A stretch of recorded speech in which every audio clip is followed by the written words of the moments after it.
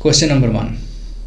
Let the slave's original cost be A, the property which he dies possessed of alpha, what the master bequeaths to the slave in emancipating him X, then the net property which slave dies possessed of is alpha plus X minus A. Half of this belongs by law to the master and half to the slave's daughter. एक और question देख लेते हैं. On return of the डोरी, जहेज की वापसी के ऊपर ये एक मसला है. A man in the illness before his death makes to someone a present of a slave girl, besides whom he has no property. Then he dies.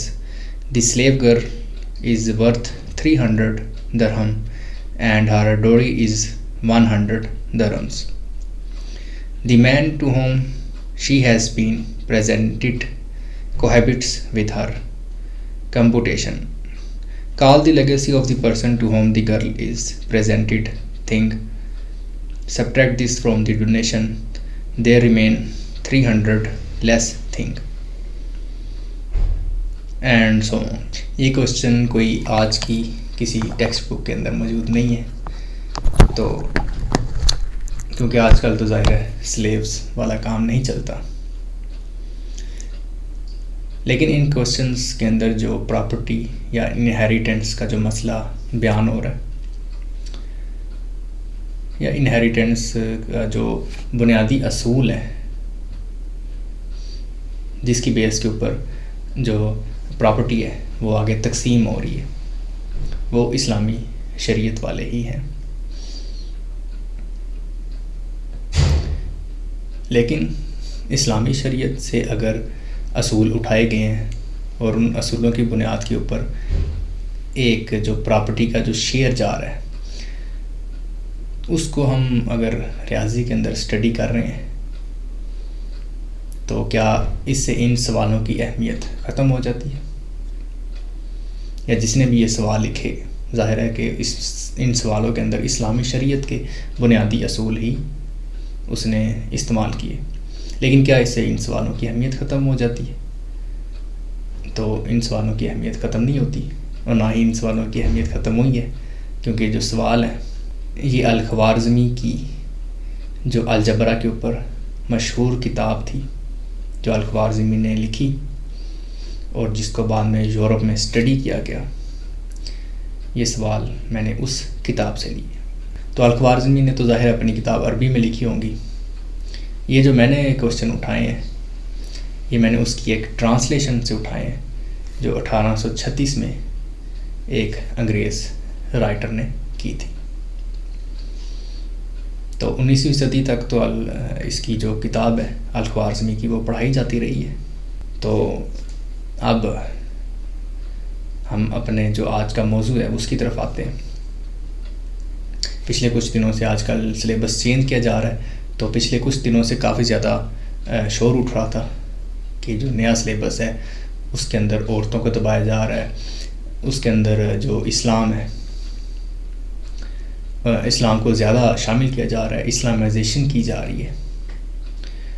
तो मेरे ख़्याल में मैं क्योंकि बाकी मौज़ूआत तो मेरे फील्ड से रिलेटेड नहीं है, मैंने एमएससी मैथ की है, तो मैं अपने फील्ड से रिलेटेड ही जो मेरे जहन के अंदर तसव्वुर है इस्लामाइजेशन का जो कॉन्सेप्ट है उसे मैं एक्सप्लेन करने की कोशिश करता हूँ. तो कुछ दिन पहले एक पोस्ट मेरी नज़र से गुज़री, आप लोग देख सकते हैं स्क्रीन के ऊपर.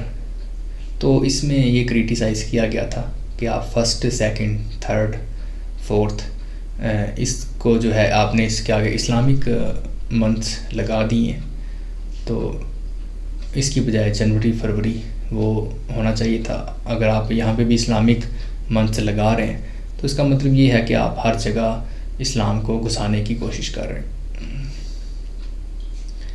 यानी इस्लामाइजेशन करने की कोशिश कर रहे हैं, और इसका नतीजा ये निकलेगा कि जो लोग हैं वो ज़्यादा शिद्दत पसंद होंगे.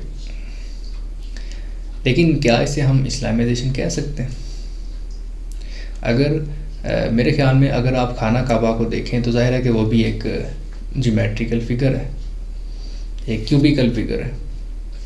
اس کے اوپر جب غلاف چڑھایا جاتا ہے تو پیمائش وغیرہ تو اس کی بھی کی جاتی ہوگی، اس کی بھی میتھمیٹکس اسٹڈی کی جاتی ہوگی، اس کی پیمائش، اس کا والیوم، اس کے حساب سے اس کا جو سرفیس ایریا بن رہا ہے، اس سرفیس ایریا کے حساب سے اس کے اوپر جو غلاف چڑھایا جاتا ہے اس کی پھر جو میئرمنٹ آتی ہوگی اس کو پھر ملٹیپلائی کرتے ہوں گے، اس کی پر میٹر جو اس کی کوسٹ ہے اس کے حساب سے اس کی کوسٹ بھی ایویلویٹ کی جاتی ہوگی.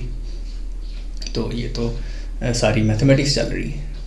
تو اصل میں اسلامائزیشن ہے کیا چیز؟ اب آپ ایک یہ ذرا امیج نوٹ کریں. تو اس میں اور جو بک شیئر کی گئی تھی فرسٹ، سیکنڈ، تھرڈ، ان دونوں امیجز میں کافی زیادہ فرق ہے. اور الخوارزمی کی جو بک ہے، الخوارزمی نے اپنی بک کے اندر کسی بھی جگہ خدا کی تعریف نہیں کی. الخوارزمی نے یہ بھی نہیں کہا کہ جو اسلام کا وراثت کا سسٹم ہے، اسلام اگر مرد کو 2 حصے دیتا ہے، اسلام اگر بندے کو جائیداد کا جو حصہ دیتا ہے تو لڑکی جو ہے اسے اس کا آدھا حصہ ملتا ہے، اور جو بھی اسلام کے اصول و قوانین ہیں. الخوارزمی نے شاید ہی خدا کا لفظ بھی کہیں استعمال کیا ہو اپنی بک کے اندر. الخوارزمی نے کیا کام کیے؟ الخوارزمی نے اپنے دور کے جو مسئلے تھے اس نے 2 مسئلے اٹھائے. پہلے مسئلے جیومیٹری سے ریلیٹڈ کہ اگر کسی کی دیوار اتنی اونچی ہے، ٹھیک ہے، اس کا ایریا کیا بنے گا، ٹھیک ہے، اس کی لینتھ اتنی ہے، اس کا پیری میٹر اتنا ہے، پیری میٹر سے اگر ہم نے اس کی لینتھ فائنڈ آؤٹ کرنی ہے تو ہمیں کس طرح کی ایکویشن کو سولو کرنا پڑے گا. تو ایک تو اس نے اس طرح کے مسئلے اٹھائے، اور دوسرے اس نے یہ وراثتی مسئلے اٹھائے، کیونکہ اسلام کے اندر جو اصول ہیں وہ تو 1 2 کے لیے سمپل اصول ہیں. اگر کسی کے 7 بیٹے 3 بیٹی ہیں، 4 بیٹے 3 بیٹی ہیں، تب جائیداد کی تقسیم کیسے ہوگی؟ اگر اس کے غلام بھی ہیں، ٹھیک ہے. اب دیکھیں کہ ایک سوال کے اندر ذکر ہو رہا ہے کہ ایک شخص نے اپنی جو غلام اس کی لڑکی تھی وہ اس نے کسی دوسرے کو تحفے میں دے دی. الخوارزمی نے تو نہیں کہا کہ یہ تو ایک غیر انسانی کام ہے یا ایک انسانی کام ہے.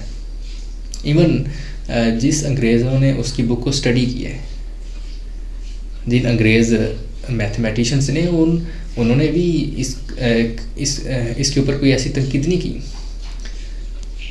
کہ یہ تو جی ایک غیر انسانی کام ہو رہا ہے، ان سوالوں کے اندر سے تو غیر انسانیت ٹپک رہی ہے. انگریزوں نے جو اپنے کام کی ان کی چیز تھی. الخوارزمی نے جو اس کے دور کے اندر مسئلے تھے ان کو اٹھایا، ان کو ریاضی کی مدد سے حل کیا، الجبرا کی مدد سے ان کو حل کیا، اور بے شمار جو الجبرک میتھڈز ہیں، ٹھیک ہے، جو اس نے الجبرک میتھڈ استعمال کیا تو اس میتھڈ کو انگریزوں نے اسٹڈی کیا اور اسی کو وہ آگے لے کے چلے. الخوارزمی کو اس لیے فادر آف الجبرا کا نام دیا جاتا ہے.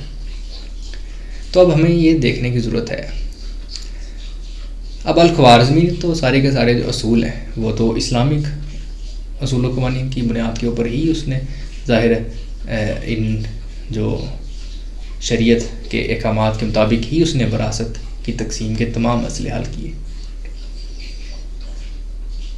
اگر ہم بھی فرسٹ کی جگہ کوئی اسلامک منتھ لگا رہے ہیں، سیکنڈ، تھرڈ، فورتھ، میں تو کہتا ہوں کہ آپ ہر کوشچن کو اس سے منسلک کر دیں، کوئی مسئلہ نہیں ہے. آپ ایک کوشچن ڈال دیں، شیئر اسلامک پراپرٹی شیئر کے مطابق کوشچن ڈال دیں، ریشو والے کوشچن ڈال دیں، الجبرا کے اندر کوشچنس ڈال دیں، ٹریگنومیٹری کے اندر آپ اسلام سے ریلیٹڈ کوشچن ڈال دیں کہ مسجد نبوی ہے جی اس کی ہائٹ اتنی ہے، ٹھیک ہے، اس کا سایہ اتنا دور تک پڑ رہا ہے، تو وہ جو ٹرائنگل بن رہی ہوگی اس کا اینگل فائنڈ آؤٹ کریں. آپ کوشچن ڈال دیں. میرے خیال میں اس سے اصل جو چیز ہے میرے خیال میں جو جس کے اوپر ہمیں فوکس کرنا چاہیے وہ یہ ہے کہ اگر آپ ایک اسٹوڈنٹ کو بتائیں کہ اگر آپ نے میتھمیٹکس پڑھ رہے ہو تو آپ نے ایز اے میتھمیٹیشین سوچنا ہے. اب آپ مسجد نبوی کی میئرمنٹ کر رہے ہو تو وہاں پہ جا کے آپ نے مسجد نبوی کو چومنا چاٹنا، اس کے اوپر تسبیح پڑھنا، ٹھیک ہے، وہاں پہ وہ نہیں شروع کر دینا. آپ ادھر ایز اے میتھمیٹیشین جا رہے ہو. اگر آپ اس کا کوئی کوشچن حل کر رہے ہو تو وہ آپ ایز اے میتھمیٹک اسے ایک ریاضی دان کے طور پہ دیکھو. ہمیں یہ چیز اصل میں سکھانی ہوگی کہ اگر آپ ایک فزکس والے ہو یا ایک کیمسٹری والے ہو یا ایک ریاضی دان ہو، تو جب آپ کے سامنے کوئی آپ کے فیلڈ سے ریلیٹڈ مسئلہ آئے گا تو آپ نے اپنے فیلڈ کو سامنے رکھ کے اس مسئلے کو دیکھنا ہے. آپ نے یہ نہیں کرنا ہے لگ جانا کہ یہ تو غیر اخلاقی ہے، یہ اسلامک ہے، یہ نان اسلامک ہے، جیسے بالکل الخوارزمی نے کیا. اور اس کی جو کتاب ہے وہ دنیا کے اندر مشہور ہوئی. اس الخوارزمی نے اگر اسلام کے مسئلوں کو اٹھایا، اسلام کے قوانین کو اٹھایا، تو اس سے الخوارزمی کا جو سکل ہے وہ تو ختم نہیں ہوا. ہاں اگر آپ یہ ڈال دیتے ہو کہ جی میتھ کی بک کے اندر کہ یہ جو شیئر وراثت کے اصول ہیں، وراثت کی تقسیم کے اصول ہیں، یہ تو سب سے بیسٹ ہیں، دنیا کے اندر سب سے بیسٹ ہیں، یہ اصول اسلام کے ہیں، خدا جو ہے وہ خدا نے یہ اصول ہمیں دیے ہیں. اگر آپ اس طرح کی باتیں میتھ کے اندر ڈال دیں گے تو پھر میرے خیال میں ہمیں اسے اسلامائزیشن کہنا ہوگا، کیونکہ پھر یہ باتیں بالکل غیر ضروری ہو جاتی ہیں.